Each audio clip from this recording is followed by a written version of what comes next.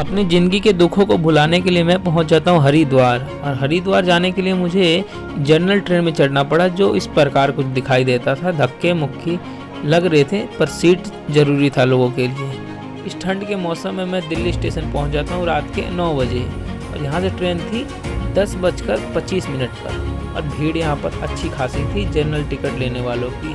तो इस भीड़ में मैंने टिकट तो लेने के बाद मैं आ चुका था स्टेशन पे, अपने प्लेटफॉर्म पे। ट्रेन 13 नंबर प्लेटफार्म से चलेगी, मसूरी एक्सप्रेस, जो कि अभी तो 9 भी नहीं बजे, तो 10:25 पे आएगी। जहाँ पर ट्रेन आने वाली थी और यहाँ कोई आसपास दिखाई नहीं दे रहा था। फिर मैं भाग जाता हूँ बाहर, और बाहर नज़ारे लेने आता हूँ दिल्ली स्टेशन का, जो सामने कुछ ऐसा दिखाई देता था। कुछ टाइम वेट करने के बाद लगा कोई ट्रेन आई, फिर देखा तो ये तो अपनी ही ट्रेन थी, जो कि ठीक 10 बजे लगा दी गई थी स्टेशन पर। और यहाँ पर फ़िलहाल तो स्लीपर कोचेस थे, जिसके कारण भीड़ नहीं दिखाई दी। फिर मुझे लगा ऐसे ही होने वाला है क्या? नहीं, ज़िंदगी में अभी और स्ट्रगल तो अभी बाकी है।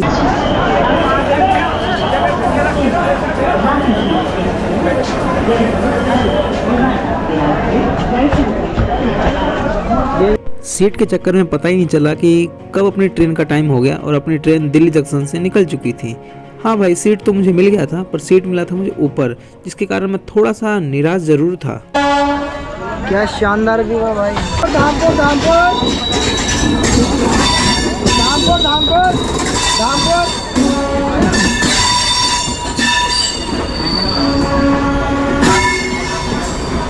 बाहर का दृश्य देखने के बाद मैं आ जाता हूँ अपने सीट पर, और ऊपर सीट था सबसे ऊपर, जिसपे सिर्फ मैं था और एक अंकल थे। और यहाँ नीचे काफ़ी लोग भरे हुए थे, नीचे से ऊपर तक पूरा। सीट नहीं नीचे मिली मुझे, थोड़ा सा मैं निराश था, बट कोई बात नहीं। तो मिलते हैं अब आपसे मॉर्निंग में। Good night. The next morning. इतनी अच्छी ट्रेन तो मैंने शायद ही कभी देखी है जो राइट टाइम चल रही हो, और ये ट्रेन बिल्कुल राइट टाइम थी, और हरिद्वार बिल्कुल 6 बजे हम पहुँचने वाले थे। 4041 Mussoorie Express from Delhi to Dehradun is arriving on platform number 2 से चलकर देहरादून पहुंचने वाली उसी समय में प्लेटफॉर्म क्रमांक। तो हरिद्वार तो मैं उतर गया, पर मुझे ये समझ में नहीं आ रहा था मैं जाऊँ किधर अब। यहाँ इतनी ज़्यादा ठंड थी कि मेरा दिमाग का जो जम गया था, बिल्कुल ऐसा लग रहा था कि काफ़ी ज़्यादा बुरा हाल था। लोगों को बस मैं देख रहा था आसपास क्या हो रहा है, कौन कहाँ जा रहा है।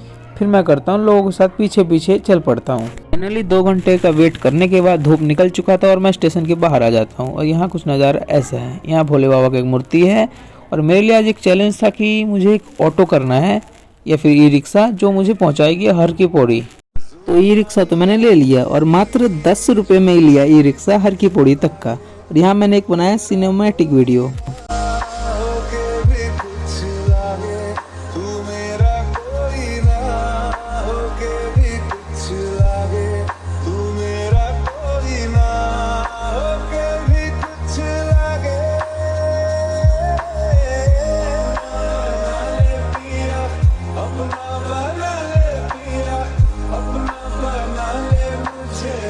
पाँच मिनट में अंकल ने खींच दिया हर की पौड़ी तक का सफ़र, और मैं पहुंच चुका था हर की पौड़ी घाट पर। और यहाँ देखा कर तो यहाँ का जल स्तर काफ़ी कम था देखने में, पहले के मुकाबले, जो गर्मियों में होती है। ठंड में थोड़ा कम ही रहता है यहाँ पर। और पहाड़ों पे हमारी ये वो दिख रही है मानसा देवी माँ, जहाँ पर चढ़ने के लिए हमें सीढ़ियों से जाना पड़ता है ऊपर। अब मेरी बारी थी स्नान करने की।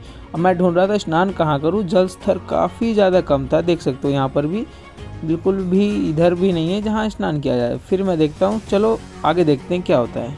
अब चलते हैं ब्रह्मकुंड घाट पर, वहाँ पर भी देखते हैं जल का स्तर कैसा है, और वहाँ पर जल पूरी तरह से आ गया या नहीं। अभी तो साफ़ सफाई चल रहा है, जिसके कारण अभी पानी कम दिख रहा है जल में भी। ये है ब्रह्मकुंड घाट, और काफ़ी यहाँ पर तो फिर भी जल स्तर दिख रहा है, जल है यहाँ पर। फिर मेरे दिमाग में आता है क्यों ना यहीं पर स्नान कर लिया जाए जहाँ पर सभी कर रहे हैं। तो मैं यहाँ स्नान करने के लिए तैयार हो जाता हूँ। तो अब जा रहा हूँ गंगा स्नान करने, और देखता हूँ कितना ठंडा पानी है, देखते हैं। चलो।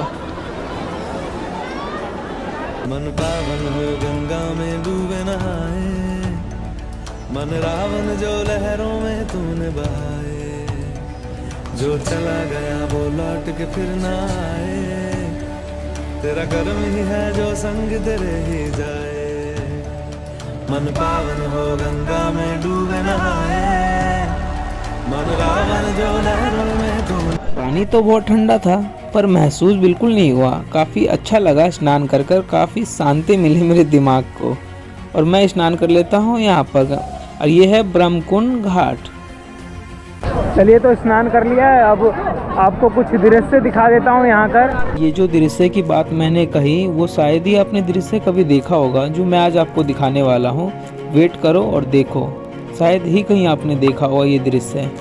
दिख रहे है आपको जो ये आमतौर पर यहाँ पुल हुआ करता था, जिसे अभी फ़िलहाल तो हटा दिया गया है, जो कि अस्थाई पुल था, जिसे हटा दिया गया है, जिसके कारण अभी खाली खाली आपको नज़र आता होगा पूरा।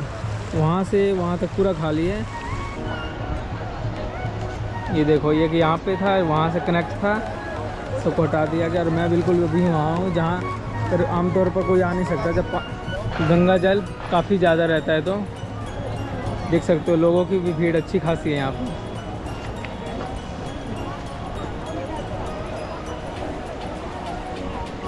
करम जिसे पुकारे वो पहुँचे गंगा किनारे। न कर मैली तो गंगा तन धोया, पलट के फिर नौली बात और बहता पानी।